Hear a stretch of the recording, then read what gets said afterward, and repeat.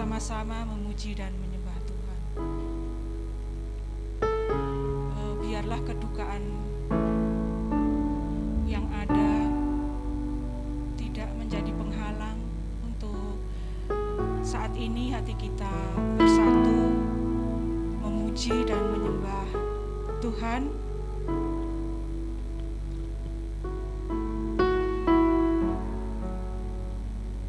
Bapak, Ibu, Saudara, dan anak-anakku yang terkasih di dalam Tuhan Yesus, mari kita bersaat teduh.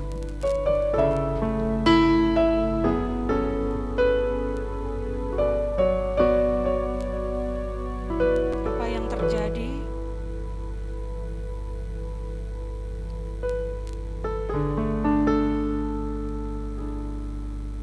Saat ini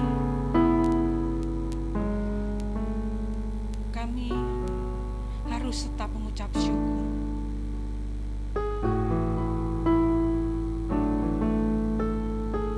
Bapa di surga, terima kasih. Terima kasih untuk segala yang sudah Tuhan perbuat di dalam hidup kami. Semuanya baik bagi kami.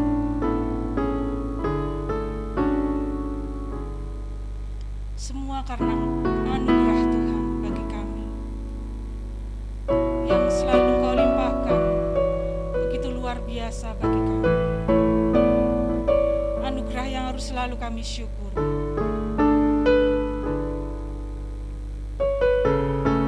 Terima kasih Bapa di surga, terima kasih.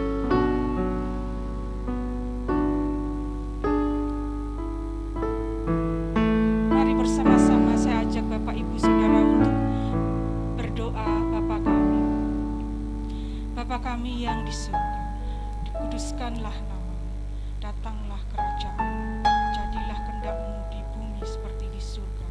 Berikanlah kami pada kami makanan kami yang secukupnya, dan ampunilah kesalahan kami seperti kami juga mengampuni orang bersalah pada kami, dan janganlah bawa kami ke dalam pencobaan, tapi lepaskan kami dari yang jahat, karena Engkaulah yang punya kerajaan dan kuasa dan kemuliaan sampai selama-lamanya. Haleluya, amin.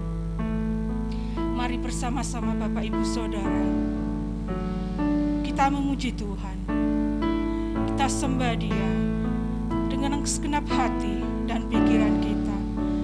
Ku ada sebab anugerah-Mu.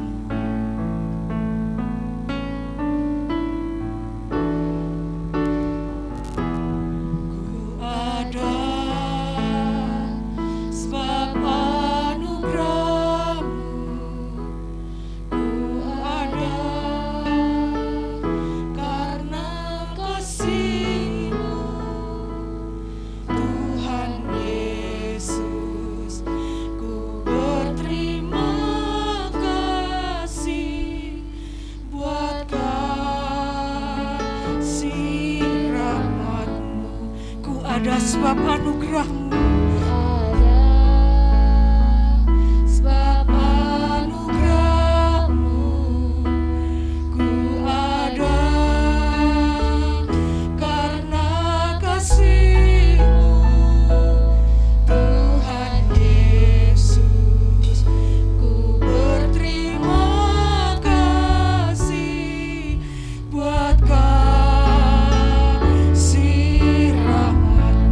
Terima kasih.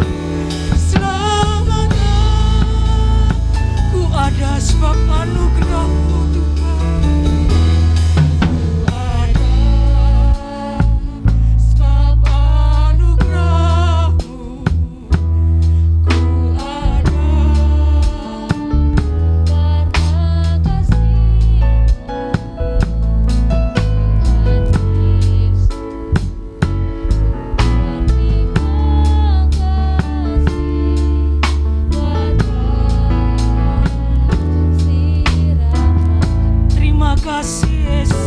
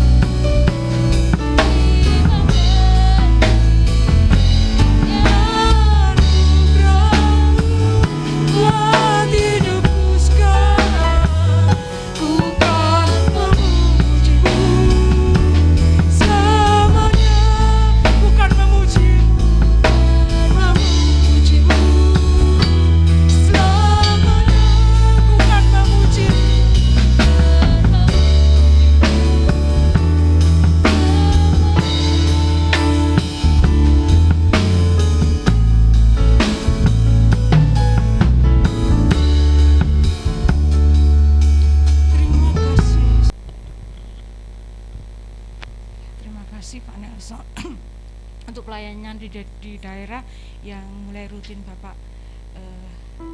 layani orang-orang di sana. Puji Tuhan, dan biarlah semakin banyak yang percaya kepada Tuhan Yesus, ya minimal mau mendengar saja ya Pak ya, mau mendengar. Dan firman Tuhan tidak akan pernah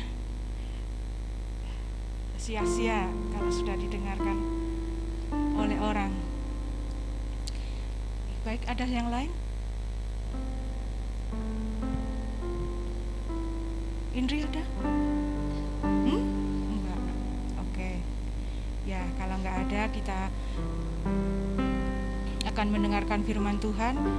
Saya undang Bapak Ibu Saudara untuk bangkit berdiri. Ya. Tuhan Yesus selalu ada bersama kita di setiap musim hidup. Dan Dia tidak akan pernah membiarkan kita sendiri. Engkau ada bersamaku di setiap musim hidup.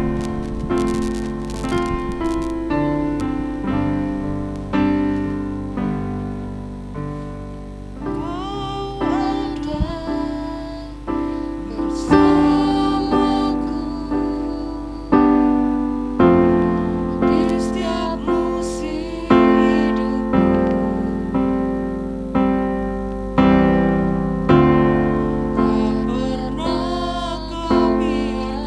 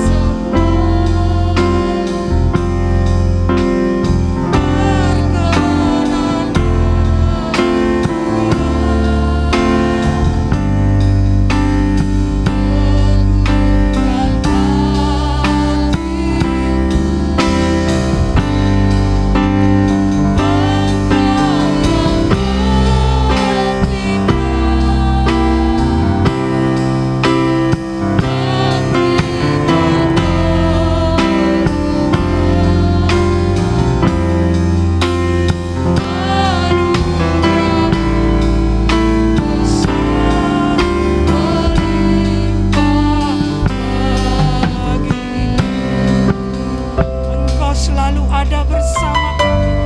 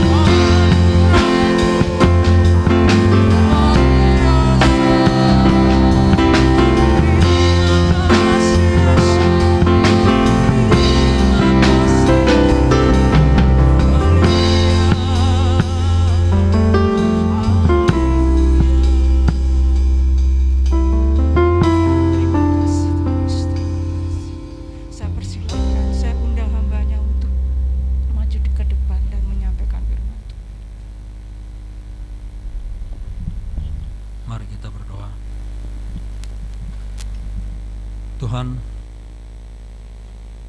lewat lagu-lagu yang kami naikkan, Engkau terus mengingatkan kepada kami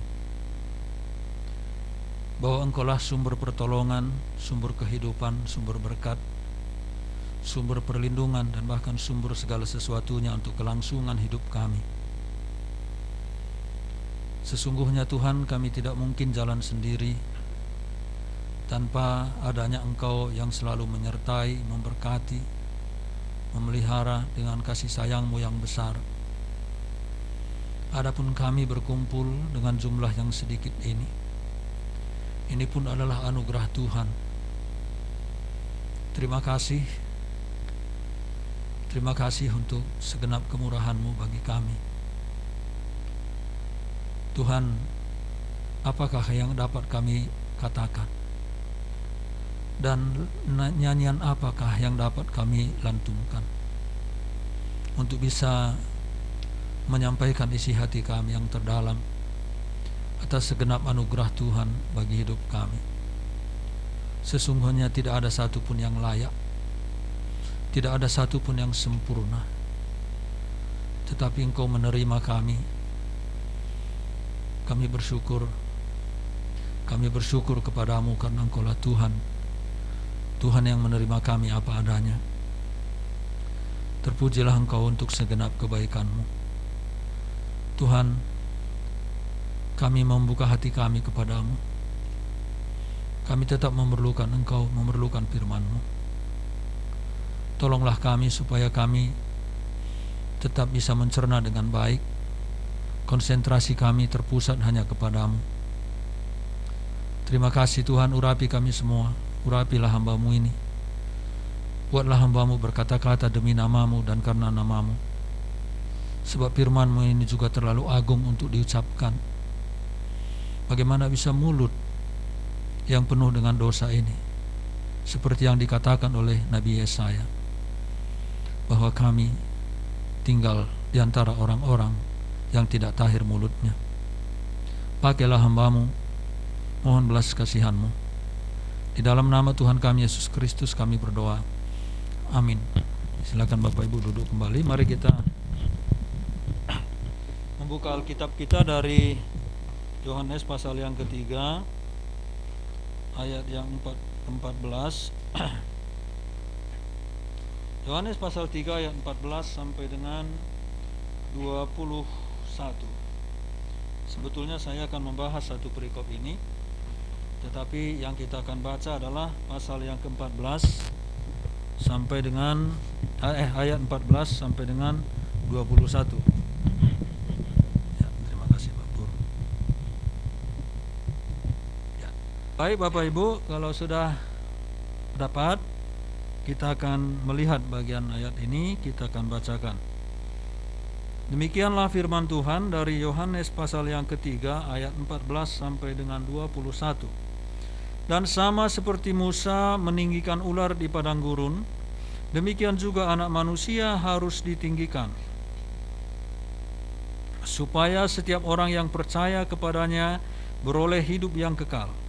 Karena begitu besar kasih Allah akan dunia ini, sehingga Ia telah mengaruniakan anaknya yang tunggal, supaya setiap orang yang percaya kepadanya tidak binasa, melainkan beroleh hidup yang kekal. Sebab Allah mengutus anaknya ke dalam dunia bukan untuk menghakimi dunia, melainkan untuk menyelamatkannya oleh Dia.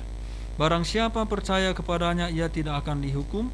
Barang siapa tidak percaya, ia telah berada di bawah hukuman, sebab ia tidak percaya dalam nama anak tunggal Allah. Dan inilah hukuman itu: terang telah datang ke dalam dunia, tetapi manusia lebih menyukai kegelapan daripada terang, sebab perbuatan-perbuatan mereka jahat. Sebab barang siapa berbuat jahat membenci terang dan tidak datang kepada terang itu, supaya perbuatan-perbuatannya yang jahat itu tidak nampak. Tetapi barang siapa melakukan yang benar, ia datang kepada terang, supaya menjadi nyata bahwa perbuatan-perbuatannya dilakukan dalam Allah. Yang kita baca ini sebetulnya merupakan percakapan antara Tuhan Yesus dengan Nikodemus.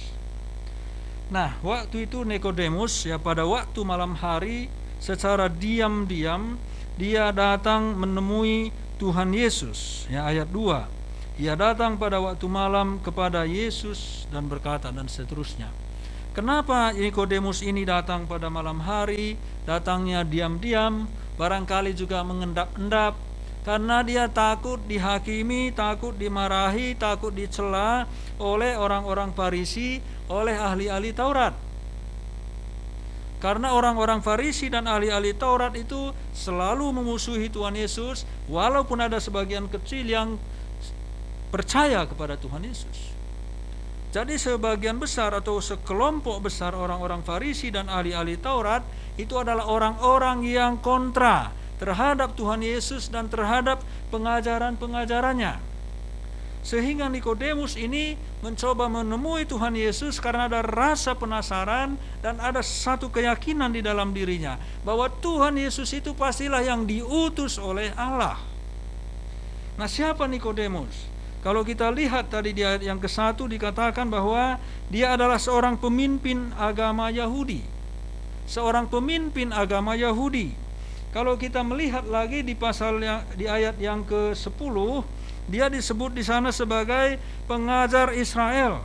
Kalau kita lihat lagi di pasal yang ke-7 ayat 50, dia seorang anggota mahkamah agama yang memutuskan tentang hal-hal atau perkara-perkara yang menyangkut dengan keagamaan Yahudi. Jadi Nikodemus sebetulnya bukan orang sembarangan, bukan orang ya seperti rakyat jelata, bukan orang yang tidak paham agama, bukan orang yang tidak terpelajar, tetapi justru dia adalah seorang yang mendalami keagamaan, mendalami agama. Dia adalah tokoh, dia adalah seorang pengajar, dia juga orang yang selalu ikut mengambil keputusan di dalam sidang-sidang mahkamah agama atau yang disebut dengan Sanhedrin. Itulah Nikodemus. Tapi alasannya bahwa Nikodemus itu datang, dia penasaran. Tadi saya sudah sampaikan itu di depan, ayat yang kedua. Ia datang pada waktu malam kepada Yesus dan berkata, "Rabi, kami tahu bahwa engkau datang sebagai guru yang diutus Allah." Jadi dia percaya bahwa Tuhan Yesus itu adalah guru yang diutus Allah. Dan alasannya adalah sebab tidak ada seorang pun yang dapat mengadakan tanda-tanda yang engkau adakan itu jika Allah tidak menyertainya. Jadi Nikodemus penasaran dan yakin bahwa dia ini adalah yang diutus oleh Allah, walaupun hanya sekedar batas nama guru. Pemahamannya, keyakinan hanya sebagai guru yang diutus oleh Allah karena ada tanda-tanda yang menyertainya. Kadang-kadang kalau kita membaca di Injil Yohanes bahwa ahli-ahli Taurat, orang-orang Farisi itu mempertanyakan, "Siapakah engkau? Apakah engkau Mesias? Jangan buat kami penasaran." Itu saya pakai dengan bahasa saya. "Jangan buat kami penasaran, beritahukan siapa dirimu." Tuhan Yesus mengatakan kepada mereka, "Walaupun aku memberitahukannya, engkau tidak akan percaya," katakan oleh Tuhan Yesus Kristus. "Aku sudah memberitahukannya tapi kamu tidak percaya. Tapi setidak-tidaknya," dikatakan oleh Tuhan Yesus, "percayalah dengan tanda-tanda yang aku perbuat."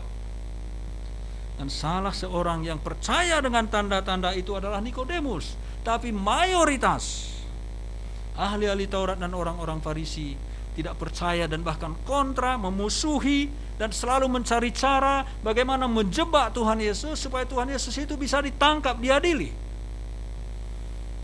Selalu dijebak dengan berbagai macam pertanyaan. Apakah boleh membayar pajak kepada Kaisar? Sebelumnya pernah dikhotbahkan oleh kakaknya Ibu Ade yang dari Jerman itu yang mengatakan, ini ada perempuan yang dapatan berzina, apa yang harus dilakukan? Semua itu tujuannya adalah untuk menjebak Tuhan Yesus Kristus. Tapi Tuhan Yesus pernah berkata kepada mereka, "Siapakah di antara kamu yang bisa membuktikan bahwa aku berdosa?" Tidak ada satu orang pun ahli Taurat, orang-orang Farisi itu mengatakan apa dosanya. Tidak ada. Itu sebelum penangkapan, Bapak Ibu. Nah, tapi Nikodemus yang istimewa, ya, imam yang istimewa ini, sungguh-sungguh dia memang cari tahu siapa sebenarnya Tuhan Yesus Kristus. Nah, lalu di dalam dialog itu Tuhan mengatakan kepadanya, "Kalau engkau tidak dilahirkan kembali, engkau tidak bisa masuk ke dalam kerajaan Allah. Kalau engkau tidak dilahirkan dari air dan roh, engkau tidak bisa melihat kerajaan Allah. Jangankan masuk, melihat pun tidak. Jadi ada dua perkataan, melihat tidak boleh, tapi juga di sisi lain masuk tentu tidak boleh kalau tidak dilahirkan kembali. Tetapi persoalannya Bapak Ibu, Nikodemus itu tidak mengerti, tidak tahu apa itu dilahirkan kembali. Sampai-sampai dia bertanya kepada Tuhan Yesus Kristus demikian. Ayat 4. Kata Nikodemus kepadanya, bagaimanakah mungkin seorang dilahirkan kalau ia sudah tua? Dapatkah ia masuk kembali ke dalam rahim ibunya dan dilahirkan lagi? Jadi Nikodemus tidak tahu, tidak mengerti apa itu dilahirkan kembali. Dan di zaman kita ini pun banyak sekali orang yang tidak paham juga. Ada yang mengatakan dilahirkan kembali itu harus dibaptis. Baptisan itu bukan dilahirkan kembali. Tetapi juga Tuhan Yesus ada mengatakan bagian lain, ayat yang kelima. Jawab Yesus, aku berkata kepadamu, sesungguhnya jika seorang tidak dilahirkan dari air dan roh, ia tidak dapat masuk ke dalam kerajaan Allah. Dilahirkan dari air dan roh, itu bukan maksudnya air itu dibaptis. Dilahirkan dari air itu maksud dilahirkan dari rahim ibunya. Karena seorang bayi, maka dia diselimuti oleh air ketuban. Dan tubuh manusia itu 60% lebih atau sekitar 70% terdiri dari air. Jadi dilahirkan dari air adalah lahir dari rahim, artinya manusia itu pernah hidup, pernah ada, tapi juga harus dilahirkan oleh roh, bukan dilahirkan oleh ibu. Nikodemus berpikir dilahirkan oleh ibunya. Nah, jadi Bapak Ibu bayangkan, tadi saya sudah menjelaskan bahwa Nikodemus itu adalah seorang imam, pemimpin agama Yahudi, seorang pengajar Israel. Dia adalah seorang anggota mahkamah agama, tetapi dia sendiri pun masih buta secara rohani. Wah, ini mungkin tampaknya kejam, sadis. Bagaimana seorang pemimpin agama tidak mengerti hal-hal rohani yang dijelaskan oleh Tuhan Yesus Kristus? Walaupun ada rasa penasaran di dalam dirinya, tetapi dia belum memahami sesungguhnya apa itu dilahirkan kembali. Maka Tuhan Yesus katakan di situ, ayat yang ayat 6, ayat yang ke-7, janganlah engkau heran karena aku berkata kepadamu, kamu harus dilahirkan kembali. Jadi buta secara rohani, maka Tuhan Yesus bilang, kamu jangan heran kalau aku berkata kepadamu, kamu harus dilahirkan kembali. Lalu bagaimana dengan orang-orang yang tidak belajar agama sama sekali, tidak mengerti sedikit pun tentang kitab suci, tidak pernah membaca Alkitab? Nikodemus yang mendalami agama sekalipun harus dilahirkan kembali. Jadi kalau kita melihat Tuhan Yesus itu selalu ditentang oleh orang-orang Farisi dan ahli-ahli Taurat, karena mereka itu belum dilahirkan kembali. Belum ada pembaharuan rohani di dalam dirinya. Belajar agama, iya, serius dia belajar agama. Mendalami Taurat, iya. Taat, iya. Tetapi tadi dikatakan di sini, kalau kamu tidak dilahirkan kembali, kamu tidak bisa masuk dalam kerajaan surga. Walaupun statusnya sudah menjadi seorang pemimpin agama, pengajar Israel, anggota mahkamah agama. Jadi ini menjadi sebuah beban di hati kita, memikirkan jiwa-jiwa lain. Jadi Bapak Ibu Saudara yang dikasihi oleh Tuhan Yesus Kristus, ini bukan soal agama, ini bukan soal kepercayaan, ini bukan soal pengetahuan tentang agama-agama, bukan soal ritus, bukan soal ritual, bukan. Tetapi ini adalah hubungan. Kita lihat ayat yang ke-8. Angin bertiup kemana ia mau, dan engkau mendengar bunyinya. Tetapi engkau tidak tahu dari mana ia datang atau kemana ia pergi. Demikianlah halnya dengan tiap-tiap orang yang lahir dari roh. Jadi kelahiran kembali itu tidak dapat ditunjukkan. Sama seperti angin. Dari mana angin datang? Ya, zaman sekarang sudah bisa diprediksi ya, karena ada ilmuwan-ilmuwan yang sudah bisa meneliti itu. Zaman dulu kan tidak. Dari mana dia angin itu datang, kemana dia akan pergi, tidak tahu. Tetapi orang lahir kembali itu ya seperti itu. Hanya bisa dilihat gejalanya nanti yang mengubah hidupnya. Tetapi kapan itu terjadi, kita tidak bisa mengamatinya. Ya walaupun bisa saja seperti kita memberitakan kasih Kristus, orang itu terbuka, dia berdoa, ya bisa kita paham di situ. Tetapi sesungguhnya peristiwa di dalam hati itu kita tidak bisa tahu. Kelahiran kembali itu adalah pekerjaan Roh Allah di dalam diri seseorang ketika dia mendengarkan Injil yang disampaikan. Nah, kenapa saya mengatakan itu? Mari kita lihat ayat-ayat berikut. Kita mulai baca lagi ayat 12. Kamu tidak percaya waktu aku berkata-kata dengan kamu tentang hal-hal duniawi. Bagaimanakah kamu akan percaya kalau aku berkata-kata dengan kamu tentang hal-hal surgawi? Bayangkan. Tentang duniawi aja dia susah percaya. Sulit percaya, bagaimana dengan soal surgawi? Tidak ada seorang pun yang telah naik ke surga selain daripada Dia yang telah turun dari surga, yaitu Anak Manusia. Dan perhatikan apa kemudian yang dilanjutkan oleh Tuhan Yesus Kristus tentang kelahiran kembali. Ayat 14. Dan sama seperti Musa meninggikan ular di padang gurun, demikian juga Anak Manusia harus ditinggikan. Perhatikan kata di sini, sama seperti Musa meninggikan ular di padang gurun, demikian juga Anak Manusia harus ditinggikan. Di dalam Injil Yohanes beberapa kali Tuhan Yesus mengatakan bahwa dirinya harus ditinggikan. Apakah harus ditinggikan lewat puji-pujian dan penyembahan? Tidak salah, kita boleh melakukan itu. Apakah karena kita meninggikan Tuhan lewat kesaksian hidup kita? Tidak salah juga, bagus itu. Tetapi yang dimaksudkan oleh Tuhan Yesus Kristus adalah ada peristiwa di mana Musa meninggikan ular di padang gurun. Itu tercatat di dalam Bilangan 21. Mari kita lihat sebentar supaya kita bisa lebih memahami cerita ini. Ya, saya yakin Bapak Ibu juga tidak asing dengan bagian ini. Ular tembaga judulnya. Mulai ayat 4 saya baca. Setelah mereka berangkat dari Gurun Hor, berjalan ke arah laut Teberau untuk mengelilingi tanah Edom, maka bangsa itu tidak dapat lagi menahan hati di tengah jalan. Lalu mereka berkata melawan Allah dan Musa, "Mengapa kamu memimpin kami keluar dari Mesir, supaya kami mati di padang gurun ini?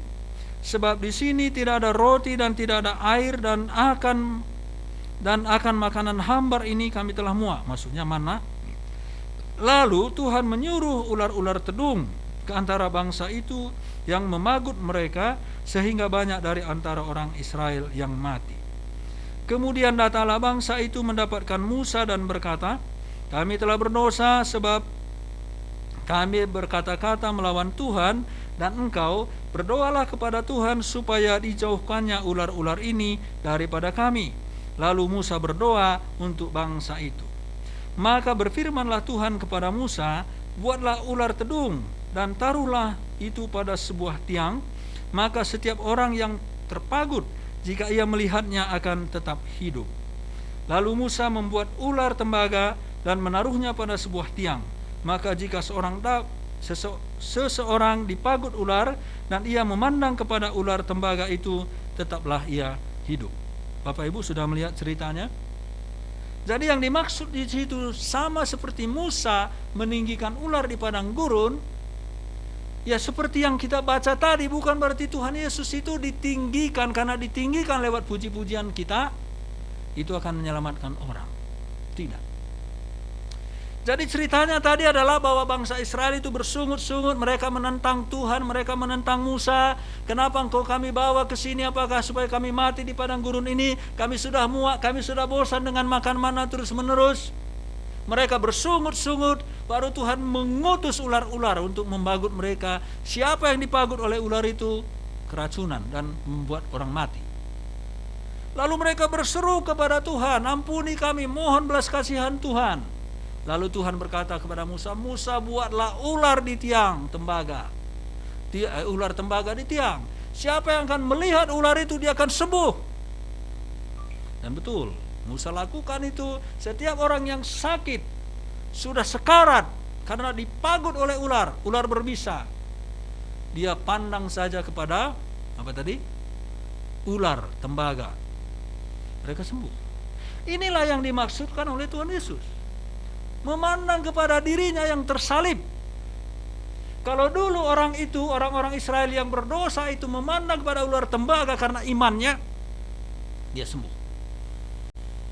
Dan sekarang, tadi dikatakan bahwa ayat 15, supaya setiap orang yang percaya kepadanya beroleh hidup yang kekal. Nah, ini penjelasan dari Tuhan Yesus kepada Nikodemus. Nikodemus tadi dikatakan kamu harus dilahirkan kembali. Pandanglah kepada salib, sama seperti zaman Musa. Bangsa Israel berdosa kepada Tuhan. Lalu Tuhan memerintahkan membuat ular tembaga ditegakkan di atas tiang. Dan siapa yang memandang kepada ular itu, dia akan sembuh. Tentu memandang kepada ular itu Bapak Ibu membutuhkan proses iman. Karena itu sama sekali tidak masuk di akal. Itu bukan obat. Itu tidak ada ramuan, tidak ada racikan. Ya, tidak ada di sana seorang tabib yang membuat sesuatu. Hanya Musa yang membuat ular tembaga itu. Kalau orang yang tidak beriman nggak mungkin. Masa sih hanya memandang kepada ular tembaga, masa sembuh? Ular itu tidak menyentuh kita, kita tidak menyentuh ularnya, itu saja menjadi sembuh. Ini butuh perjuangan, butuh iman untuk memandang kepada ular tembaga itu. Nah, tetapi Bapak Ibu Saudara yang dikasihi oleh Tuhan Yesus, itulah penjelasannya Nikodemus. Bahwa sama seperti Musa meninggikan ular di padang gurun, maksudnya Yesus itu disalib, sama seperti Musa menempatkan ular itu dia di puncak dari tongkat itu, maka barang siapa yang memandangnya, dia sembuh. Dia beroleh hidup yang kekal. Kalau kita arahkan itu kepada apa yang dilakukan oleh Tuhan Yesus Kristus. Karena apa? Ayat 16. Karena begitu besar kasih Allah akan dunia ini, sehingga Ia telah mengaruniakan anaknya yang tunggal, supaya setiap orang yang percaya kepadanya tidak binasa, melainkan beroleh hidup yang kekal. Semata-mata itu karena kasih Allah. Sama seperti Allah mengasihi bangsa Israel ketika keluar dari tanah Mesir, masih memberikan kepada mereka kesempatan untuk bertobat, kesempatan untuk selamat. Dia mengasihi mereka. Dia juga sama mengasihi kita. Dia juga mengasihi Nikodemus yang walaupun seorang tokoh pada masa itu, Tuhan Yesus mengatakan, janganlah engkau heran kalau aku berkata kepadamu, engkau harus dilahirkan kembali. Nah, sekarang mungkin kita sudah mulai pikiran kita kemana-mana menerawang. Bagaimana dengan si Anu, bagaimana dengan si Anu, bagaimana dengan tokoh ini, bagaimana dengan keluarga saya, bagaimana dengan ini. Mungkin sudah ke sana pikiran kita, dan itu betul. Bahwa pikiran kita harus jauh melihat orang-orang yang belum dilahirkan kembali. Bapak Ibu, kita lanjutkan ayat yang ke-17. Sebab Allah mengutus anaknya ke dalam dunia, bukan untuk menghakimi dunia, melainkan untuk menyelamatkannya oleh Dia. Jadi ini serius sekali. Karena Allah mengasihi dunia, maka Allah mengutus anaknya untuk menyelamatkan dunia yang dikasihinya. Mengasihi dengan tindakan. Saya sudah pernah kasih tahu itu sebelumnya, bahwa bukti dari kasih itu harus ada pengorbanan. Tuhan itu datang, bukan hanya berbicara dari surga, bukan hanya mengirimkan firman-Nya atau surat cintanya kepada manusia, tetapi Dia sendiri juga datang ke dunia berdosa ini. Dia membuktikan cinta kasih-Nya. Dia berkorban, Dia mati disalibkan untuk manusia yang berdosa. Itulah tanda cinta yang sejati, bukan cinta yang hanya diungkapkan lewat kata-kata, tetapi cinta yang juga diwujudkan lewat tindakan yang nyata, yang kita bisa rasa, yang bisa kita lihat, yang bisa kita saksikan, yang bisa mengubah hidup kita. Dan itulah yang dilakukan oleh Tuhan Yesus Kristus. Dia mau menyelamatkan dunia yang berdosa ini, karena dunia ini ada di dalam cinta kasih dari Tuhan Yesus Kristus. Dia tidak pernah membedakan orang, tidak pernah membedakan agama, suku, bangsa, semua tidak dibedakan, tapi semua dikasihi oleh Dia. Nah, Bapak Ibu, lihat ayat 18. Barang siapa percaya kepadanya, ia tidak akan dihukum. Ya, ayat tadi sudah dijelaskan di ayat 15, ayat 16 juga. Barang siapa tidak percaya, ia telah berada di bawah hukuman, sebab ia tidak percaya dalam nama Anak Tunggal Allah. Perhatikan itu. Yang percaya tidak akan dihukum, tetapi yang tidak percaya itu sudah berada di bawah hukuman. Sebelum dia meninggal dunia, dia sudah berada di bawah hukuman. Inilah orang yang tidak percaya. Sudah berada di bawah hukuman. Kenapa? Karena semua manusia itu sudah memiliki dosa, namanya dosa keturunan, dosa asali, dosa yang diwariskan dari nenek moyang kita. Ketika Adam dan Hawa berdosa, maka semua keturunannya otomatis berdosa, walaupun dia belum melakukan dosa. Tetapi dia sudah berada di bawah hukuman dosa itu sendiri. Karena itu maka Tuhan mengatakan, siapa yang tidak percaya, dia sudah berada di bawah hukuman. Jadi hukuman itu bukan nanti itu hanya finishnya, finalnya di sana. Ya, ketok palunya itu semua sudah dihukum. Tetapi nanti setelah meninggal dunia, dia sudah langsung masuk kepada hukuman yang sesungguhnya. Perhatikan apa hukuman itu, ayat 19. Dan inilah hukuman itu. Terang telah datang ke dalam dunia, tetapi manusia lebih menyukai kegelapan daripada terang, sebab perbuatan-perbuatan mereka jahat. Sebab barang siapa berbuat jahat membenci terang dan tidak datang kepada terang itu, dan seterusnya. Jadi hukumannya adalah bahwa orang itu tidak mau percaya kepada Tuhan Yesus Kristus. Kalau tidak percaya kepada Tuhan Yesus Kristus, maka dia akan terus berada di bawah hukuman. Sebab syarat supaya lepas dari hukuman itu adalah dia harus percaya bahwa Tuhan Yesus Kristus, sama seperti Musa meninggikan ular di padang gurun, dia juga harus ditinggikan, disalib demi pengampunan, demi penebusan bagi manusia yang berdosa. Orang yang tidak percaya tidak mau datang. Ini hampir senada dengan dikatakan Mazmur pasal 1. Orang berdosa tidak akan tahan di dalam perkumpulan orang-orang benar, dikatakan.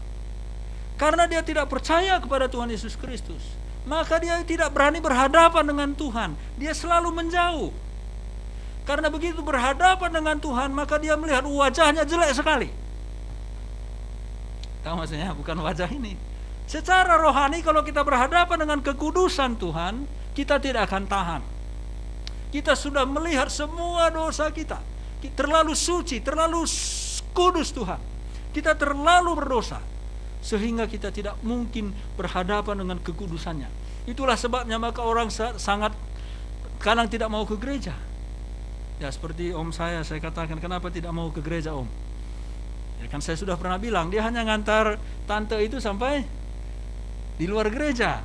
Ya, dia pulang lagi, nanti pulang gereja dia jemput lagi istrinya. Saya tanya, kenapa nggak mau ke gereja? Dia bilang, saya ini orang berdosa, tidak pantas. Betul, kalau kita berhadapan dengan Tuhan, kita tidak pantas. Apa yang dikatakan oleh Yohanes Pembaptis tentang Tuhan Yesus? Dia katakan begini, membuka tali kasutnya pun aku tidak layak. Kita tahu Yohanes itu adalah seorang rasul, seorang nabi yang besar. Tuhan Yohanes Pembaptis yang mengatakan, aku adalah orang-orang yang berseru-seru di padang gurun, luruskanlah jalan bagi Tuhan, setiap lembah akan ditimbun, setiap gunung akan diratakan.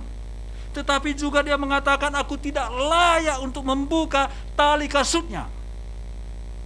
Saya baru memikirkan itu tadi malam dan saya sampaikan kepada anak-anak di rumah. Kenapa Tuhan Yohanes yang besar itu mengatakan, aku tidak layak menjadi hambanya? Buka kasut itu kan tugas hamba itu. Jadi budaknya, jadi pelayannya pun aku tidak layak, dikatakan oleh Yohanes. Berarti betapa hebatnya, betapa mulianya bagi Yohanes Tuhan Yesus itu. Sampai-sampai dia mengatakan melayani Tuhan itu pun dia tidak layak. Sama seperti kita Bapak Ibu, kita tidak ada yang layak itu. Kita tidak layak membuka kasutnya, kita tidak layak untuk menjadi hambanya. Tetapi dia memanggil kita untuk menjadi hambanya. Itulah keistimewaan kita. Itulah luar biasanya ketika kita dipanggil oleh Tuhan untuk melayani dia. Kita tidak layak membuka tali kasutnya pun, melayani dia pun kita tidak layak. Tetapi kita dipanggil oleh dia untuk melayani. Apalagi orang-orang yang belum percaya kepadanya. Tadi dikatakan bahwa orang yang belum tidak percaya kepadanya, dia sudah berada di bawah hukuman, dan hukumannya itu sifatnya akan bertahan sampai mereka percaya kepada Tuhan Yesus Kristus. Dan hukuman yang nyata-nyata adalah mereka tidak bisa berhadapan dengan Tuhan Yesus. Tidak bisa. Selalu punya alasan untuk tidak percaya kepadanya. Selalu punya alasan untuk tidak mau menyembah dia. Mereka tidak layak. Kita diperhadapkan dengan Tuhan Yesus, kita tidak sanggup.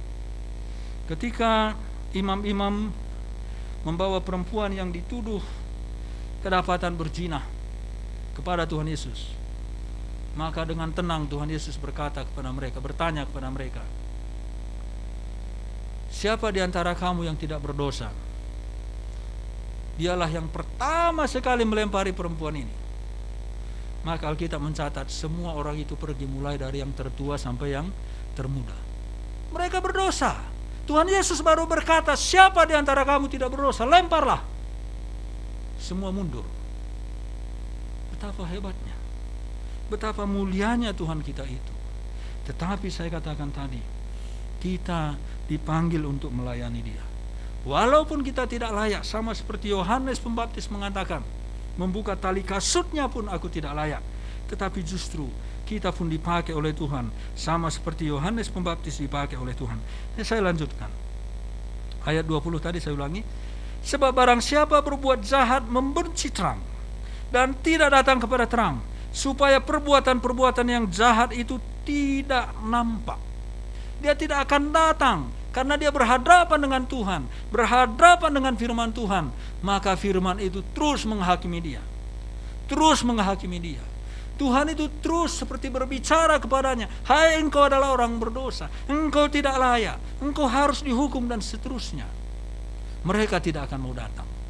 Mereka sudah berada di bawah hukuman, tetapi mereka tidak mau datang kepada yang membebas itu, sebab mereka tetap ingin hidup di dalam dosa mereka sendiri. Nah, itu yang dimaksud oleh Tuhan Yesus Kristus. Dia tidak datang karena akan nyata segala kejahatannya, akan nyata segala keburukannya. Ayat 21, tetapi barang siapa melakukan yang benar, ia datang kepada terang, supaya menjadi nyata bahwa perbuatan-perbuatannya dilakukan dalam Allah. Inilah perbedaan antara kita dengan orang yang belum percaya. Kita selalu datang, bukan hanya datang dalam ibadah kita.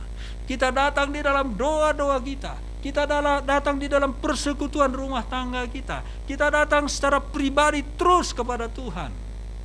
Tetapi bagi mereka yang belum percaya kepadanya, sama seperti bangsa Israel yang bersungut-sungut itu, maka dia tetap di dalam sungut-sungutnya. Dia memberontak kepada Tuhan, karena dosanya akan semakin nyata ketika dia berhadapan dengan Tuhan. Maka Bapak Ibu, kembali lagi kita harus berpikir melalui firman Tuhan ini, bagaimana dengan orang lain? Bagaimana dengan saudara saya? Bagaimana dengan anggota keluarga saya? Bagaimana dengan tetangga saya? Bagaimana dengan orang-orang lain? Bahkan walaupun mereka itu adalah seorang pemimpin di dalam agama, bahkan seandainya mereka itu pun adalah orang-orang yang serius tekun sekali dalam keagamannya, sama seperti Nikodemus. Bagaimana dengan mereka? Ini adalah menjadi pemikiran kita. Walaupun kalau kita melihat Nikodemus di pasal yang ke-7 ayat ke-50, dia itu membela Tuhan Yesus di sana. Kalau kita melihat juga pada waktu Tuhan Yesus disalib, maka Nikodemus juga yang datang untuk mengambil jenazah itu dan merempah-rempahinya, meminyakinya.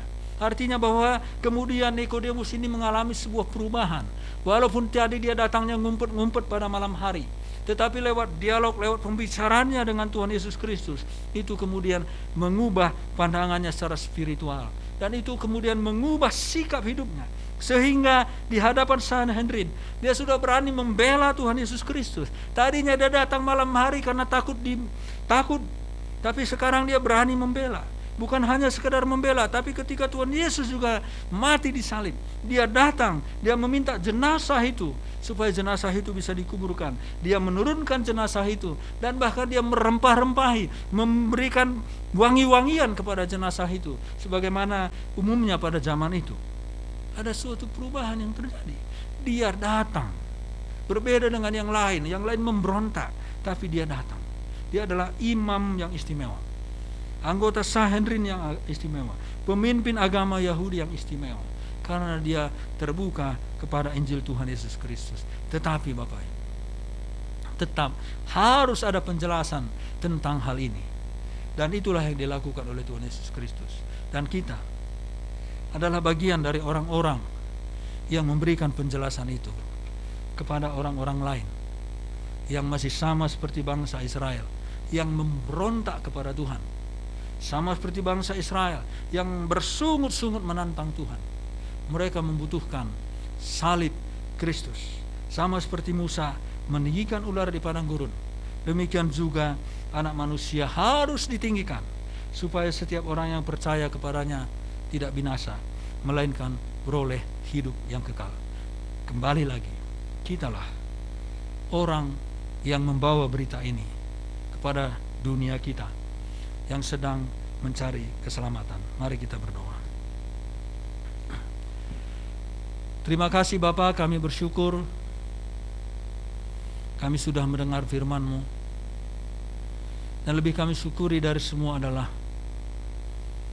bahwa kami adalah orang-orang yang tidak berada lagi di bawah hukuman, tetapi sudah mendapatkan hidup yang kekal, karena kami memandang kepada Tuhan Yesus yang ditinggikan di kayu salib, sama seperti bangsa Israel yang sekarat di dalam dosa mereka. Mereka memandang dengan iman kepada ular tembaga itu. Kami pun memandang kepada Yesus yang ditinggikan, yang tersalib itu. Dan ini adalah anugerah-Mu, bukan jasa kami, bukan perbuatan baik kami. Dan bahkan Roh-Mu lah yang membuat kami dilahirkan kembali menjadi milik Allah, lahir secara rohani, lahir secara spiritual.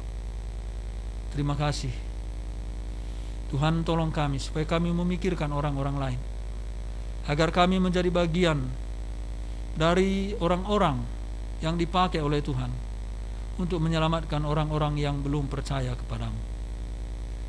Karena Tuhan, seperti tadi Engkau menjelaskan kepada Nikodemus, engkau harus dilahirkan kembali supaya engkau bisa masuk ke dalam kerajaan Allah.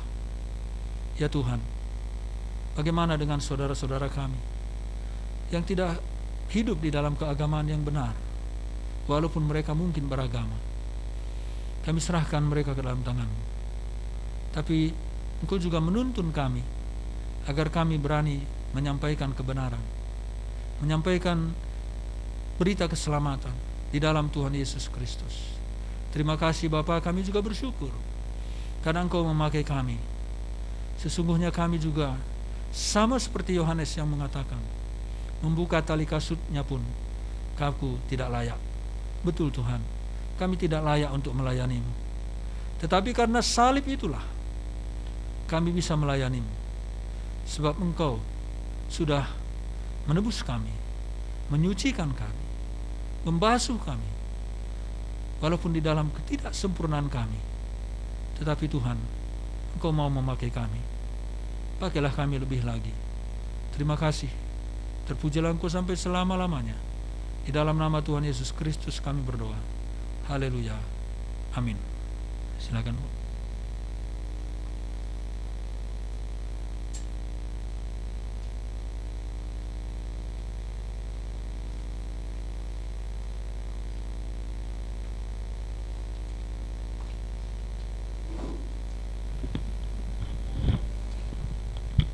Ya, terima kasih untuk Bapak Nelson yang sudah menyampaikan firman Tuhan.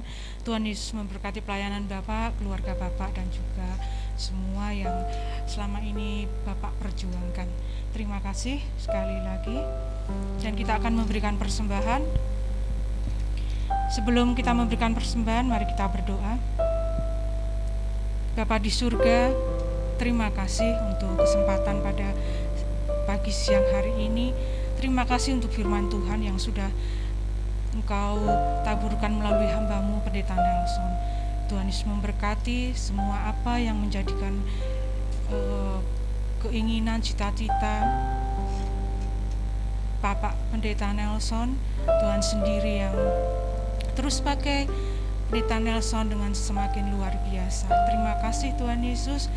Kami bawa persembahan kami pada saat ini ke dalam tangan kuasa-Mu. Kami percaya bahwa segala apa yang Kau perbuat bagi kami itu menjadi kebaikan bagi kami. Terima kasih, hanya di dalam nama Tuhan Yesus kami berdoa, mohon dan mengucap syukur. Amin. Bersama dengan persembahan kita memuji Tuhan, ku ada sebab anugerah-Mu. Selamat memberi, Tuhan Yesus memberkati.